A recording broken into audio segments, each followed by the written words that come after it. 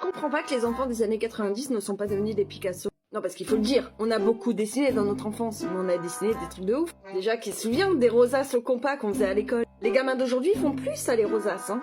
Nous, on pouvait passer des heures dessus, on avait même l'impression des fois d'inventer des rosaces. D'ailleurs, un peu dans le même genre, t'as le spirographe. Non, ça c'était la fureur de vivre, ça c'était ouf. Tu n'avais jamais un dessin qui ressemblait à un autre avec ça. C'était, d'ailleurs j'en ai un, il faudra que je vous fasse une démo. Sans parler des blow pens, alors ça c'était, tu soufflais dedans pour avoir la couleur, ça c'était magique. Ou encore le dessinons la mode, moi quand j'étais gamine, j'ai appris à dessiner avec ça. Enfin, j'ai pas appris à dessiner, mais j'étais une styliste d'ouf.